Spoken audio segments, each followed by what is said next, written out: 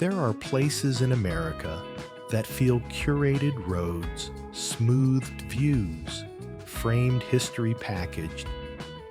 Wyoming isn't one of them.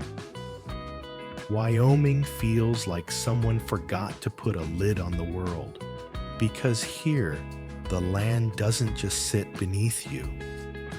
It moves. It breathes heat through the ground. It throws weather like a dare. It stretches so wide and so empty that your thoughts get louder just to fill the space. And the strangest part, the quiet, is the warning. In the Northwest, there's a national park where the ground is so alive, it hisses steam rising from nowhere, rivers warmed from underneath pools that look like they were poured straight out of a dream. Beneath that beauty is a vast volcanic system, the Yellowstone caldera. Roughly 85 by 45 kilometers, a scar of old fire still monitored because the story isn't over. And just south of that, almost like the world decided to switch from ancient chaos to sharp perfection, the Tetons rise. The Grand Teton hits 13,775 feet, and it doesn't look like a mountain that waited politely to be formed. It looks like a blade that arrived suddenly, now pulled back even farther. Wyoming's average elevation sits around 6,700 feet, one of the highest in the country. So you're not just traveling across a state, you're traveling across an upland. Air thins, light changes, distances lie to you, and the wind. Wyoming's signature doesn't behave like weather. It behaves like a personality. It scours ridge lines. It snaps flags into surrender. It makes entire towns feel like they were built as an experiment. Can humans actually live here? So tonight, we're not doing a basic road trip. We're stepping into a place where the American West still feels raw, where the beauty isn't a postcard, it's a force. We're going to follow the seams of this land, from steaming geothermal basins to ice-carved peaks, from sagebrush oceans to migration corridors older than the roads that cut across them. And if Wyoming has a secret, it's this: it doesn't care if you're ready. Here's the promise of this journey. We'll chase Wyoming's extremes, not just the famous ones, but the ones you feel in your bones. We'll start where the planet leaks its heat. In Yellowstone, the surface tells you what's happening underneath. A boardwalk can carry you past boiling water and earth stained with minerals like paint. It's beautiful, but it's also a reminder this landscape was built by violence and it's still restless. Then we'll slide south into the Grand Teton region, where reflection lakes sit under jagged ridgelines, where morning light turns the peaks into something almost unreal. But even here, the drama isn't just in the skyline. It's in the quiet motion of life below elk, moving through willows, shadows crossing open flats, and pronghorn, fast, nervous, built for distance. Pronghorn can sprint around 60 miles per hour, and when winter starts to close in, they migrate threading through narrow corridors where fences and roads try to interrupt an ancient habit. On one stretch, the National Park Service describes this route as the second longest terrestrial migration in North America. It's not just wildlife footage, it's a living map of what Wyoming was before we arrived. And Wyoming is full of these collisions, wild movement versus human lines. You'll see it in the energy of the place too.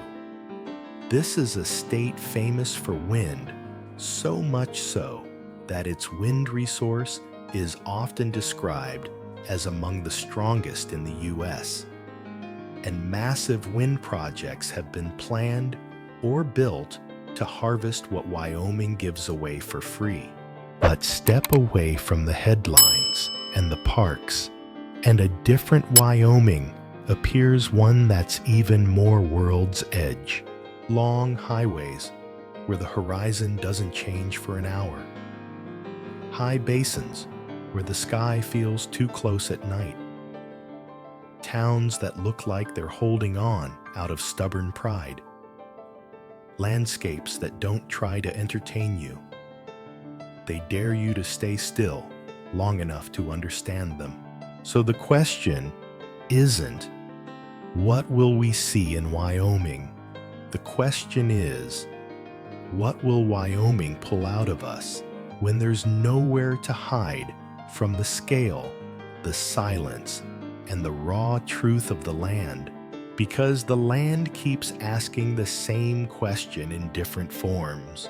Can you live with less noise, less convenience, less protection from the elements? And if you can, what do you hear in yourself when the world finally goes quiet? So here's how we'll travel Wyoming in this documentary, not as a checklist, but as a descent into its layers. We begin in the northwest, where the earth leaks heat and the surface feels alive. Then we move south into the Tetons, where rock and ice built a skyline that looks too sharp to be real. After that, we cross into the open country basins and plains, where the story shifts from spectacle to scale, from landmarks to atmosphere. And along the way, we'll keep chasing the same thread. Wyoming isn't trying to impress you. It's trying to reveal what the planet looks like when it hasn't been tamed. Because once you've felt Wyoming really felt it, you stop describing it as a state. You start describing it as a boundary, a place where the modern world thins out and something older begins. You don't arrive in Yellowstone the way you arrive in most places. You cross a line, and suddenly the land starts behaving differently, like it's operating on another set of rules. The forest looks normal. The road feels ordinary. And then without warning, you see its steam rising from the ground like a signal flare. Not from a chimney, not from a cabin, from the earth itself. Yellowstone is beautiful in a way that doesn't feel entirely safe, because here, the planet is still doing active work at the surface. Start with the simplest moment you step onto a boardwalk. It's just wood under your feet. But the reason it exists is unsettling, because the ground beside you can be hot enough to burn fragile enough, to break alive enough to change between seasons. And the first thing Yellowstone teaches you is this: the land is not solid in the way you think it is. You pass pools that look like polished glass. Then you realize the glass is boiling water. You see colors that feel painted electric blues, mineral whites, rust reds, sulfur yellows. But those colors aren't for show. They're chemistry. They're heat signatures. They're the fingerprints of a system working underneath. Some places hiss, some places breathe, some places sound like they're whispering. And you can't tell if it's steam or the world warning you to keep your distance. And then there's the moment every first-time visitor remembers. Old Faithful. People gather like it's a concert, but the stage is just empty air and a patch of ground that looks almost too quiet.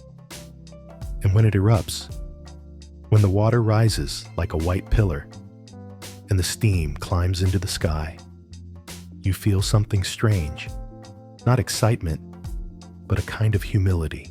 Because it's not a performance, it's a routine the Earth has been doing without us. But Yellowstone isn't only geysers. If you stop there, you miss the deeper story, the one that makes this place feel like an entire world sealed inside one boundary. This is where Wyoming becomes cinematic on a different scale. Wide valleys, where mist hangs low at sunrise, and the light turns the river into a ribbon of metal. Hills that look gentle until you spot movement bison massive and slow like living history. Elk in the trees, coyotes cutting across open ground like quick shadows. And sometimes, if you're patient and lucky, a wolf line in the distance, silent, purposeful, changing the entire mood of the landscape without making a sound. Yellowstone has predators, yes, but more than that, it has balanced the feeling that the ecosystem is still negotiating itself in real time.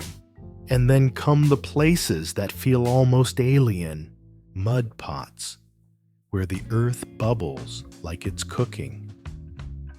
Fumaroles, vents of steam that roar softly like kettles, too big for your mind to measure. Geyser basins, where the ground is a patchwork of crust and water and heat. It's gorgeous. It's unsettling.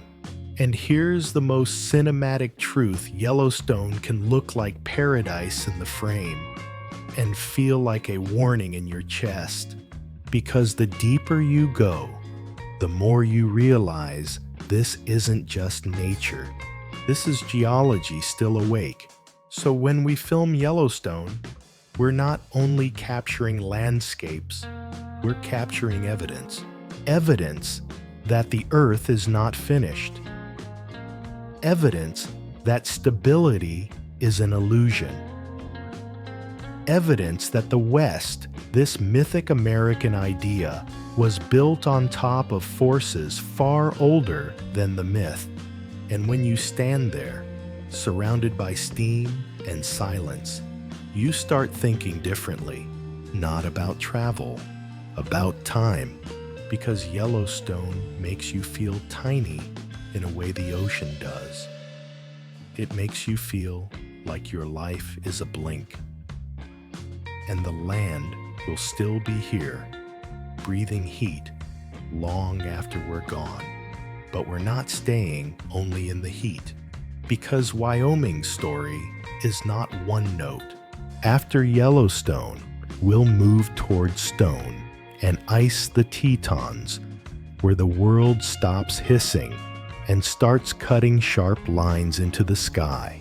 And that contrast, that shift from steaming ground to jagged peaks, that's where Wyoming starts to feel less like a destination and more like the planet showing you two different faces in the same breath. Leaving Yellowstone feels like leaving a living laboratory. The steam fades. The hiss disappears. The road pulls you south, and then almost suddenly, the skyline changes. The Tetons don't rise gently. They erupt. A jagged wall of stone punches out of the earth, like the planet decided to draw a line between ordinary and impossible. And the first time you see Grand Teton, you don't even react with words. You react with a pause, a longer breath. That quiet moment where your brain tries to measure something it wasn't built to measure. The air here feels different, lighter, crisper, as if it's been filtered through snow. And the light behaves like it's in love with these peaks. At sunrise, the mountains turn pale gold, then fire red, then cool back into gray, like a mood swing. At sunset, the ridgeline becomes a blade against the sky. And when clouds roll in, the Tetons don't disappear. They become darker, more dramatic, more mythic, like they were designed for cinema. This is where you film wide enough to make the viewer feel small, wide enough to let the silence be heard. And then you drop into Jackson Hole. The valley itself is spacious and open, a place where rivers braid through flats and willows, and the mountains loom so close they feel like they're leaning in to listen. The name Jackson Hole sounds playful, almost casual, but the landscape isn't casual at all. It's grand, exposed, and emotionally heavy in the best way. This is a place where morning fog can turn a meadow into a dream, and 5 minutes later, the sun can burn it away like it never happened. This is also where Wyoming's wild feels intimate, not tiny intimate. This place is still huge, but closer, more present. You'll see moose in the willows if you move quietly, elk in the early light, eagles cutting circles above the water. Sometimes a bear-shaped shadow at the edge of the trees, just a suggestion, just enough to make your body wake up. Because the Tetons are not a theme park mountain range. They're a working wilderness, and there's something honest about that. Now here's what makes this section feel like the world's edge instead of a normal travel video. The Tetons look perfect, but the perfection is sharp. There's no softness in these peaks, no gentle slopes to ease your eyes. The mountains feel like they were made in a hurry, raw, steep, uncompromising. And that changes you as a viewer. Your gaze becomes more attentive. Your breathing slows. You stop scrolling in your mind. You start watching. So if we're building a film rhythm here, this is the sequence that locks people in. A long approach shot the peaks emerging, while the road runs straight. A sudden cut to reflection, still water, inverted mountains, the tiniest ripple breaking the illusion. A slow pan across the ridgeline, let the jaggedness do the talking. Wildlife insert quiet movement in the foreground, mountains towering behind life and stone in the same frame. Close-up details, ice on branches wind through grasses, the sound of water over rocks, then back to wide again, because the wide shot is the emotional punch. And the emotional truth of the Tetons is this: they make you feel both protected and exposed.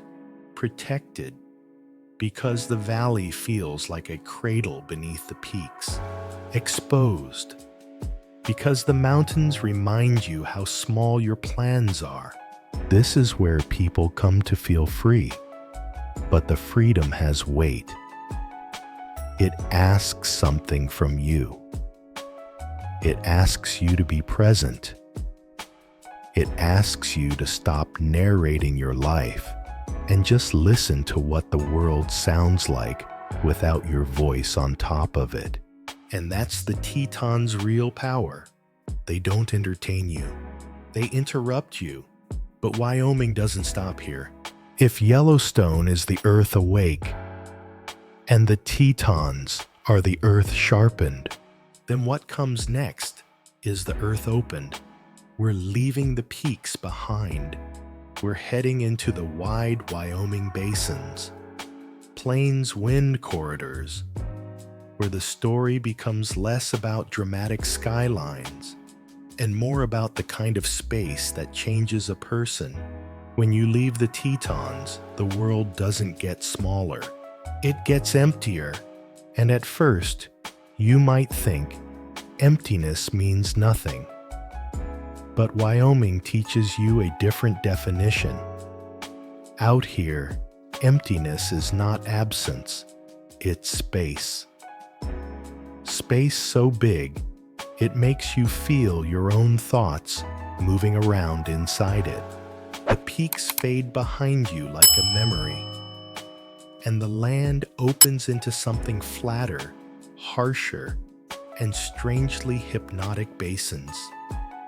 High plains, long stretches of sagebrush that roll like a gray-green sea.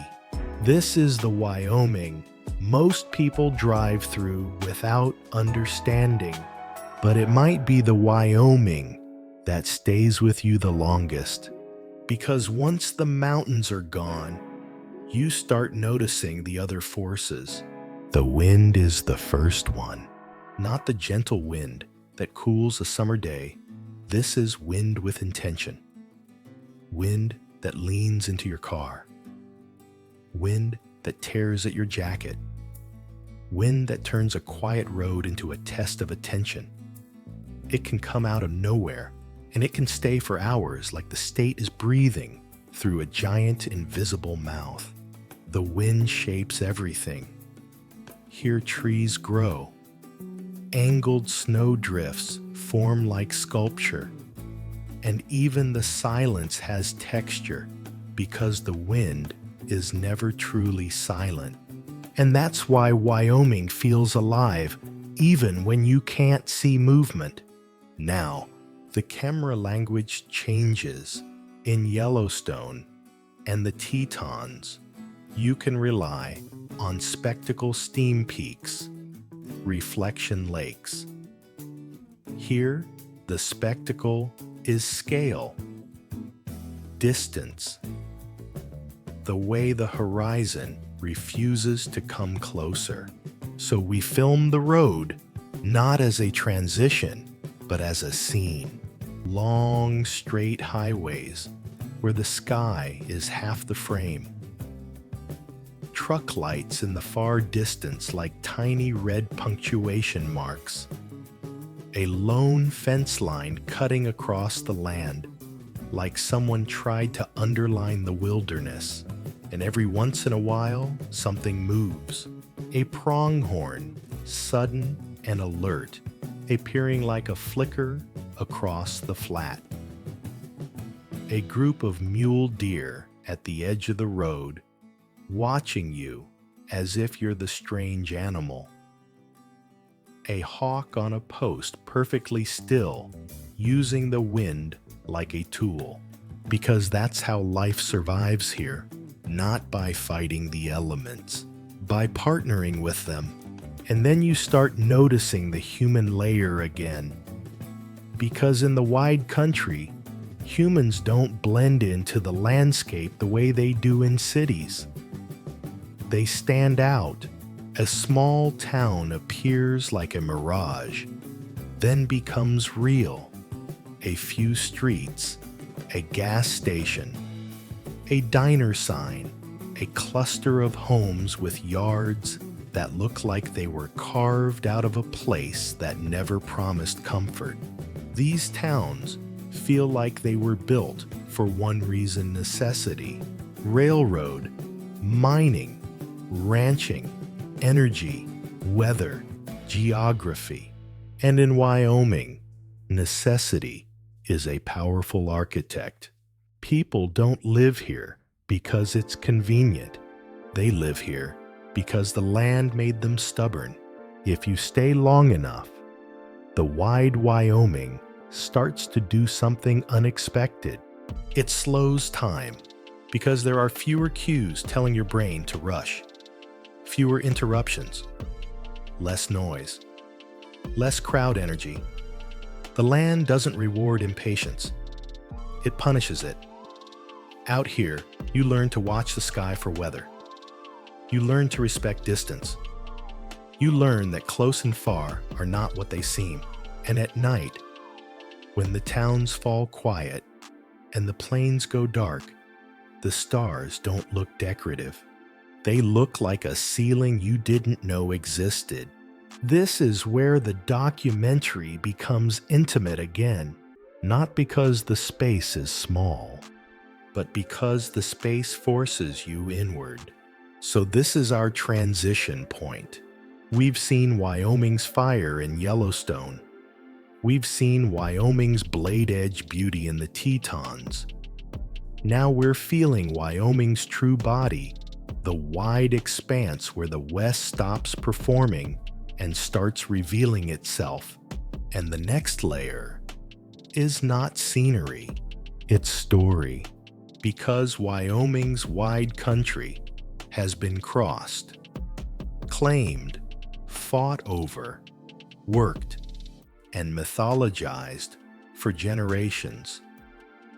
Trails, rail lines, ranch routes, human movement, etched over older natural movement. This is where the film turns toward the past that still sits in the present. In the next section, we're going to step into Wyoming's frontier echoes, into places where the Old West isn't a costume, but a shadow rail town's outlaw legends, boom and bust dreams, and the quiet fact that the land always outlasts the people who try to own it. Wyoming's wide country doesn't just feel empty. It feels haunted, not by ghosts in the horror movie sense, by something quieter, by stories that never fully left, by footsteps that got swallowed by distance, by names that still float around like dust when the wind kicks up, because Wyoming wasn't built gently. It was built by movement of animals, movement of weather, movement of people chasing survival, wealth, power, or escape. And once you start following that idea movement, you start seeing the state differently. The railroad is where the modern Wyoming story hardens into steel. Before rail lines, this land was a brutal promise, so big it could swallow a person and never report back.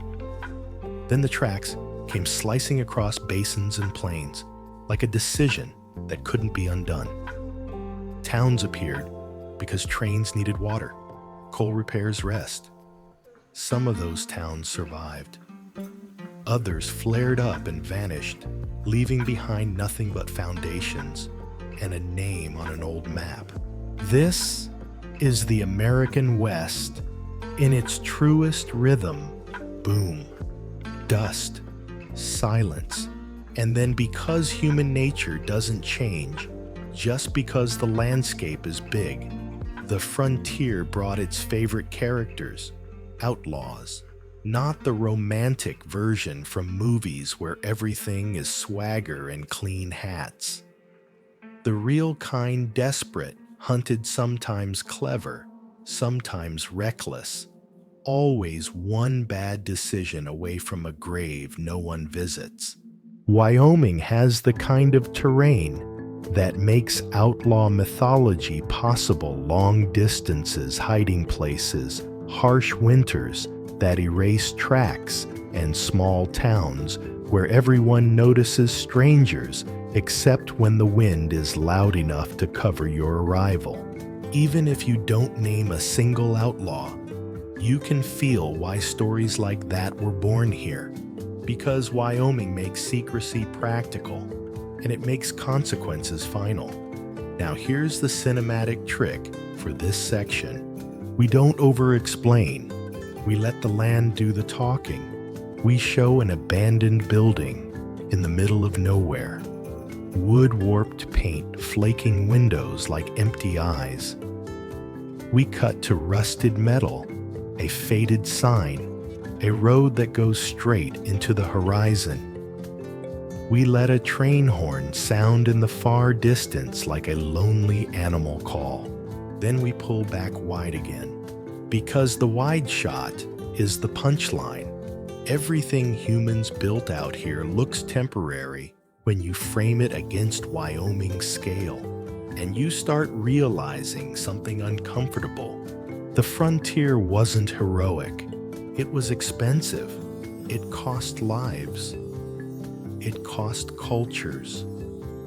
It cost entire ways of living that were already here long before railroads and boom towns. The land remembers that too, even if the modern world only wants the cool version of the story. So when we talk about Wyoming's past, we don't do it like a postcard. We do it like a layer you can still feel under your feet, because you can drive through Wyoming and see only Western vibes, or you can stop and notice what's underneath. Why towns are spaced the way they are, why certain roads exist, why some places feel like they're hanging on by willpower alone, why the wind seems to carry a kind of permanent tension. This is where the documentary becomes less about "look how beautiful" and more about "look what happened here." And then you hit the modern frontier, because Wyoming didn't leave the boom and bust mindset behind. It just changed the reasons. Energy replaced gold. Infrastructure replaced horses. But the rhythm is familiar. People arrive for opportunity, build a life fast, then wonder if the land will let them keep it. In Wyoming, the land is never fully tamed. It's negotiated with, even now. And here's the re-hook, the quiet one, that makes viewers lean in. Wyoming's frontier story isn't only history. It's still running. It's running in the way communities survive far from everything. It's running in the way weather still decides outcomes. It's running in the way the land keeps demanding respect, even from modern technology. So the question becomes, if this is a place built on movement, what happens when the biggest movement is no longer people or trains, but the migration of life itself? In the next section, we follow Wyoming's living heartbeat, wildlife movement, winter pressure, and the thin corridors where survival becomes a narrow path. Because in a state this wide, the most dramatic story might be happening quietly, right in front of us. If you want to see Wyoming's true pulse, don't look for crowds, look for movement, because the most dramatic story here isn't always a geyser erupting or a mountain catching sunrise. It's life crossing distance season after season. Like a ritual, the land refuses to forget. Wyoming is not just wild, it's wild in motion. Start with the pronghorn. They don't look like they belong to one specific era. They look like an animal designed for the open light alert, always ready to run, as if the horizon itself is chasing them. They move with nervous elegance, and when they decide to go, they go fast, fast enough to make the landscape feel slow. But speed isn't the real story. The real story is where they go. Because every year, as the seasons tighten, Wyoming becomes a map of corridors. Wildlife doesn't migrate randomly. It migrates through memory routes carved by instinct geography and survival. These pathways are older than highways, older than fences, older than the idea that land can be owned. And yet today, those ancient lines are being squeezed. This is where the film gets emotionally sharp, because a migration corridor can be wide in your imagination, but narrow in reality. One fence can turn a flowing movement into panic. One road can turn instinct into hesitation. One winter storm can turn a journey into a countdown. So we don't just show animals running, we show animals pausing. We show the hesitation, the moment they stand at a barrier deciding whether to risk it. We show the line of bodies following one leader, each animal trusting the next, because there isn't time to debate. In those moments, Wyoming stops feeling like nature footage. It feels like a survival story. Then come the elk. When elk move, it's not nervous, like pronghorn. It's heavy, deliberate, like a slow-moving tide. A herd in winter looks like a single organism made of many bodies. Steam from their breath, hooves breaking crusted snow. The sound of movement that isn't loud, but is constant. And you start understanding the truth. Winter in Wyoming is not just weather, it's a pressure system of life. Cold compresses everything. Food becomes scarce. Energy becomes currency. Every step costs something. Every wrong turn gets punished. This is why migration matters. It's not a choice, it's a strategy. And then predators, not as villains, not as monsters, as part of the same equation. A coyote line across open ground. A wolf shape moving at the edge of vision. A silence that changes when something is hunting. When predators are present, the landscape feels sharper. Not because it's more dangerous for us, but because it's more honest. You're watching an ecosystem that still contains tension, still contains consequences. Wyoming doesn't sanitize that tension, it frames it. Now here's where we make this section unforgettable for the viewer. We juxtapose beauty with obstacle. We show a wide, gorgeous plain sunlight like gold on snow, and then we cut to a fence line. We show pronghorn moving confidently, then stopping.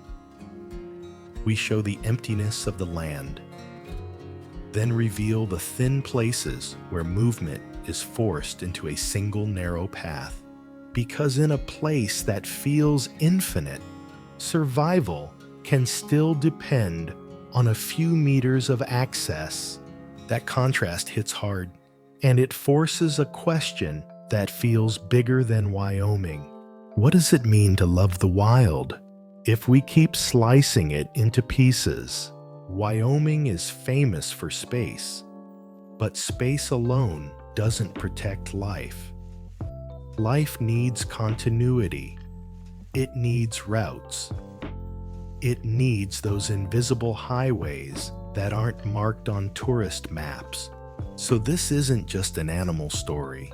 It's a story about whether the land can stay whole. And then we pivot again, because Wyoming isn't only movement across plains. It's also water, hidden water, cold water, water that decides where life concentrates, where towns exist, where valleys green up, where the sky reflects itself in long, quiet curves. In the next section, we follow Wyoming's rivers and basins, how water shapes this dry, high land, and why the most peaceful scenes in the film might be the ones built on the most fragile resource. After the wind, after the wide plains, after the tension of migration, you start noticing something you didn't pay attention to at first. Water, not as an obvious feature. Wyoming doesn't throw water at you the way coastal places do. Here, water is subtle. It hides in valleys. It threads through basins. It appears as sudden green in a world of sage and stone. And because it's less visible, it feels more precious in a high, dry landscape. Water becomes the architect. Where there's water, there's life clustered like a secret.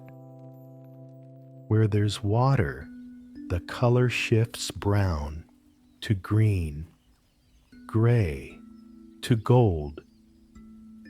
Where there's water, the sky finally has a surface to look at itself. This is one of Wyoming's most cinematic tricks. You drive for an hour through open plains and feel like the world is made of dust and light. And then you drop into a river corridor and suddenly everything is alive. Willows, cottonwoods, birds, shadows moving in the brush.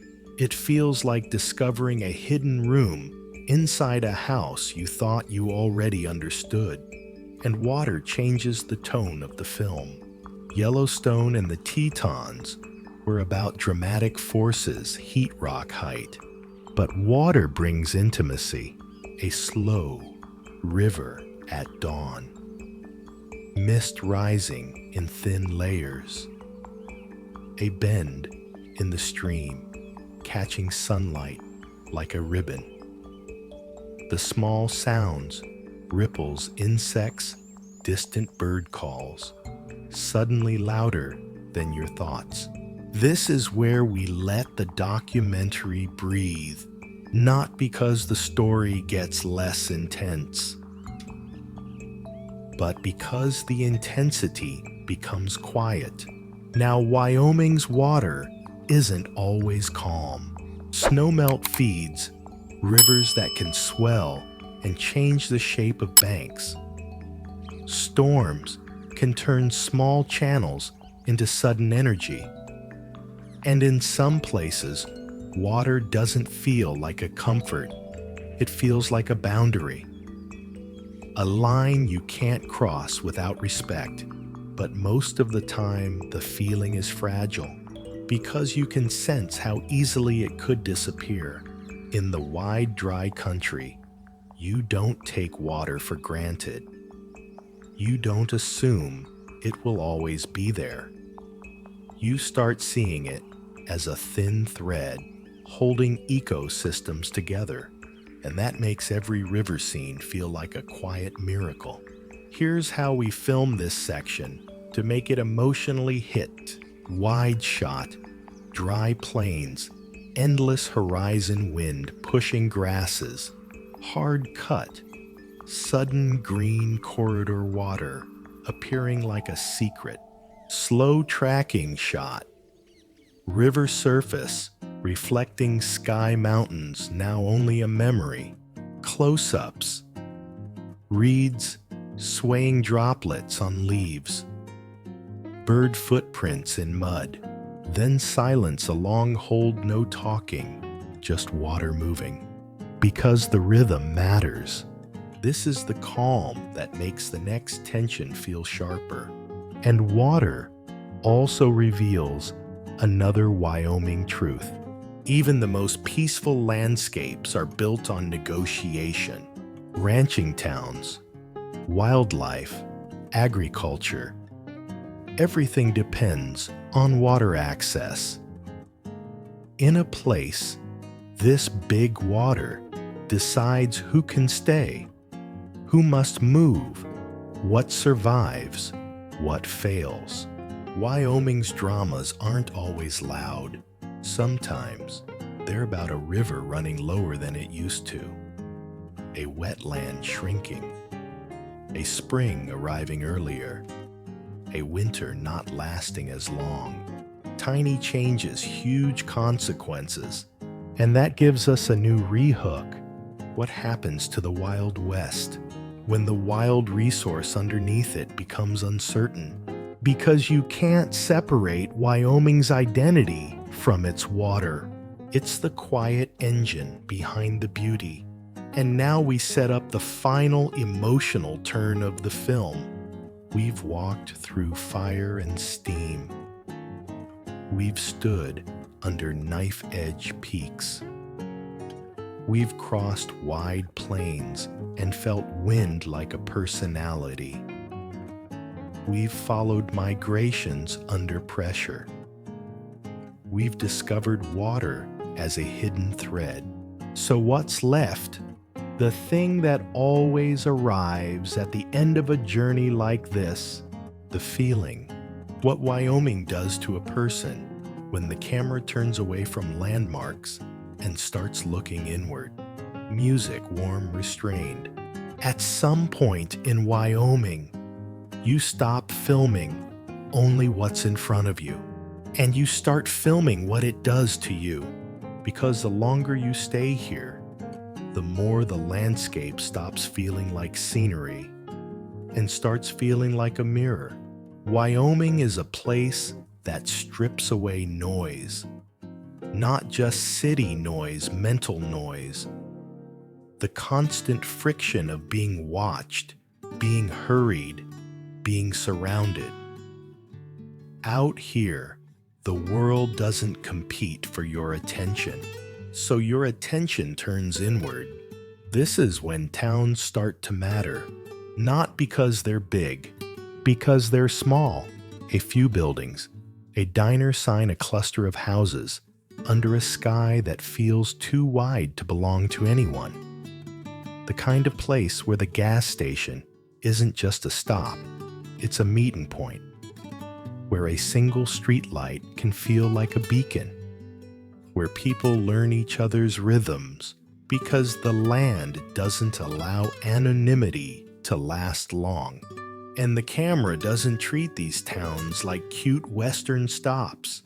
It treats them like outposts, because that's what they are, human islands in a sea of weather. And the people here, there's a texture to them that matches the land. Not loud, not performative, practical. You don't get the sense that Wyoming asks people to be tough in a dramatic way.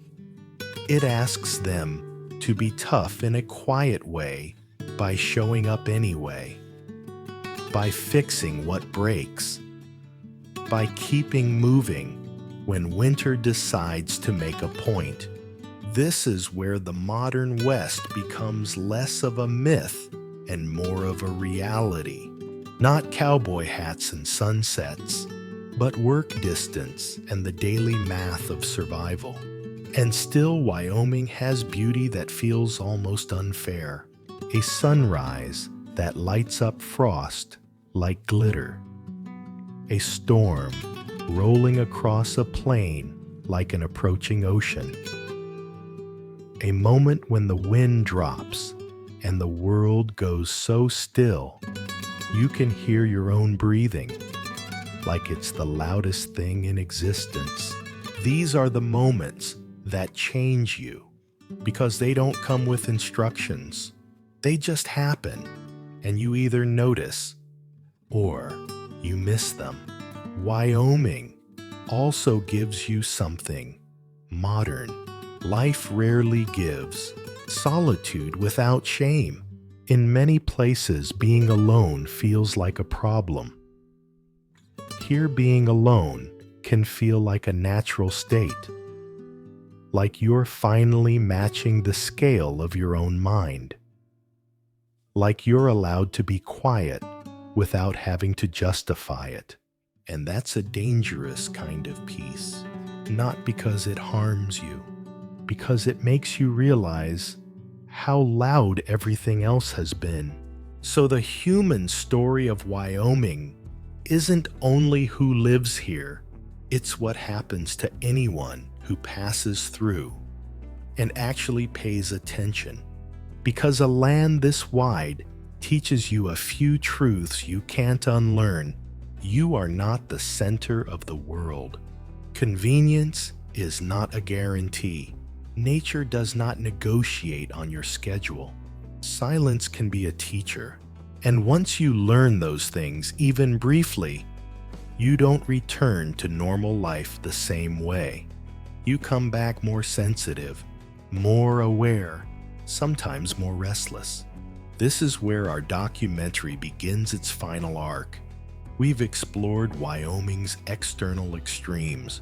Now, we land on its internal impact, and we let the viewer feel the shift from spectacle to meaning, because the real edge we reach in Wyoming isn't a cliff or a peak, it's a mental edge. The point where you realize the world doesn't exist to entertain you. It exists to humble you, to widen you, to remind you you're alive. So before we close this journey, we return to the simplest image in the film, a road. Not because roads are exciting, but because in Wyoming, a road is a line through something ancient, a reminder that we're passing through, that the land remains, that the wind will keep moving whether we're here to hear it or not. In the end, Wyoming doesn't leave you with one image. It leaves you with a feeling that the world is bigger than your routines. That silence can be louder than a city. That beauty doesn't always come gently. Sometimes it arrives sharp, steaming wind cut, and absolutely uninterested in whether you're comfortable. Wyoming doesn't try to charm you. It changes you. Think back through what we crossed. We started where the earth still leaks heat Yellowstone, where the ground hisses and colors bloom from chemistry, where boiling water looks like glass and the planet feels unfinished. Then we moved into stone and ice, the Tetons, knife-edge mountains, rising like a sudden decision, reflections so perfect they look unreal, wilderness that feels intimate only because it's so honest. After that, we entered the wide country, the plains and basins where the horizon refuses to come closer, where wind becomes a character, where the road itself turns into a scene and space becomes a pressure you can't escape. We followed life in motion, migration, under winter's wait animals moving through invisible corridors, survival depending on roots so old they feel like memory written into muscle. We found water, thin, precious, shaping green corridors through dry land, turning the film quiet and intimate, reminding us that even the most peaceful frames can be built on fragile resources. And finally, we arrived at the human feeling, the way towns cling to distance, the way solitude stops being a problem and becomes a gift, the way this land makes you listen to yourself. That's the truth of Wyoming. It's not one place, it's layers. Fire beneath the surface, stone cutting the sky, wind ruling the plains, life moving across ancient paths, water threading everything together, and people, small, stubborn, present, living inside all of it. And if you've made it this far into the journey, you already know what the film has been quietly saying from the start. Wyoming isn't here to impress you. It's here to remind you